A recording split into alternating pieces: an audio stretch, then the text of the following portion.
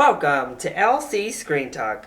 My name is Larry, and this is my review of Teenage Mutant Ninja Turtles Out of the Shadows.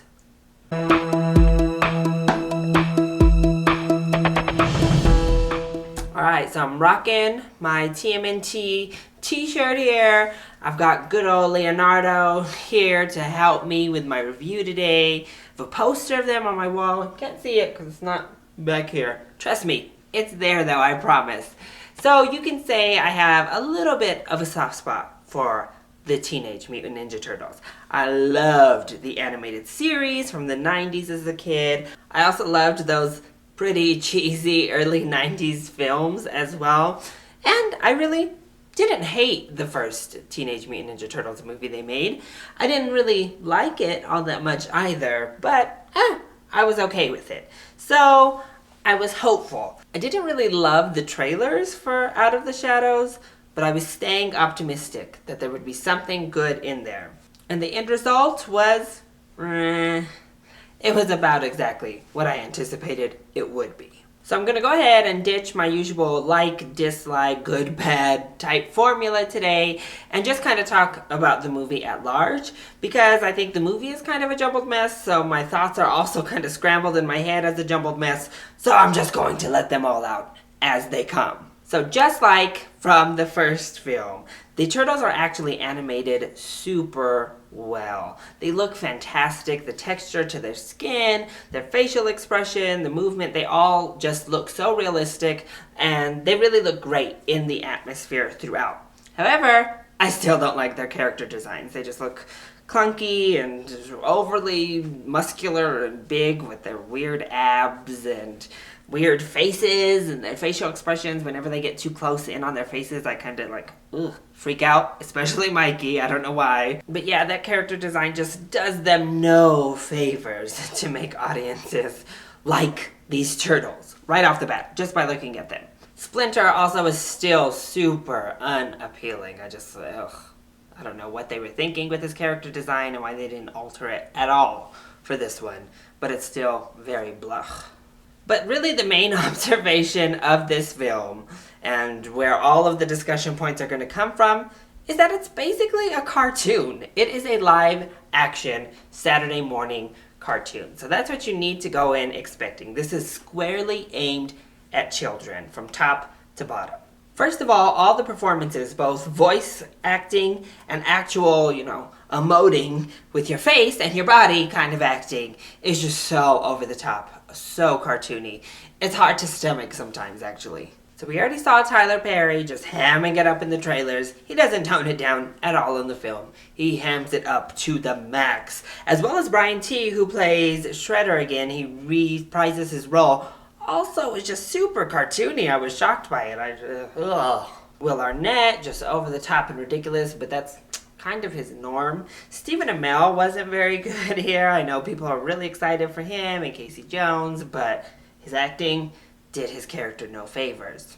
And then we have Sheamus, a WWE wrestler, as Rocksteady, and Gary Anthony Williams as Bebop, and oh my god, they were terrible. I mean, just the absolute worst. The humor that came from those two characters was so awful. They brought all of the nasty humor, like the vulgar body odor kind of humor, the pee and poo kind of jokes.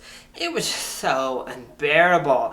Not to mention, I thought Rocksteady's animation was horrible. Like, the way they made that rhino's face look was just so uncomfortable. And anytime he talked, I couldn't even look at the screen. It just, I hated it. Bebop was fine in the looks department. I mean, he's kind of gross, but for whatever reason, they got him more right. The rhino, it didn't work here. And really, none of the jokes work here. Not much in the joke department actually ever lands in the film, so it kind of feels like a slog because you roll your eyes much more often than you even let out giggles throughout the film. And it's such a shame because they really do try to appeal to the older audience, my age demographic, with Bebop and Rocksteady, with Casey Jones, and minor spoiler alert here, with Krang as our villain. But Krang especially was terrible. Oh my god, that voice actor was just killing me.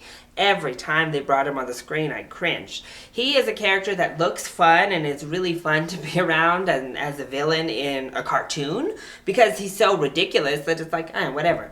Translated into live action was just awful. I don't even know why they thought he would be a good idea other than nostalgia, but he looked terrible, and that voice acting was so bad.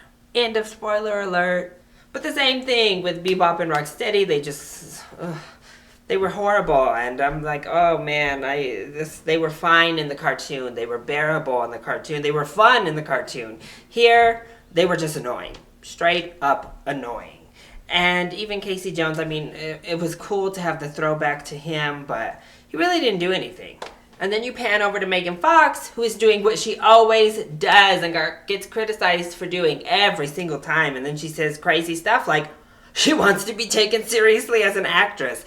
Then she goes on screen and doesn't emote at all, just does the I'm pretty Megan Fox look. And continues to exploit herself. It's a mess. Megan Fox, you're terrible as April O'Neil, and that's about it. The only person I think that gave a solid performance here is Laura Linney. And I think the reason Laura Linney gave a good performance is because her character was required to kind of pull back, required to play it straight. So she wasn't asked to just ham it to the max, which was nice to have her when she entered into the scene. However, the movie does have really positive messages about accepting yourself and accepting your family for who they are. Really great family value messaging in this film that I found really endearing, and the whole bond between the turtles also became endearing. Even though I think their story arc's end result was not earned, they did not put the groundwork in, but it was still a nice sentiment regardless.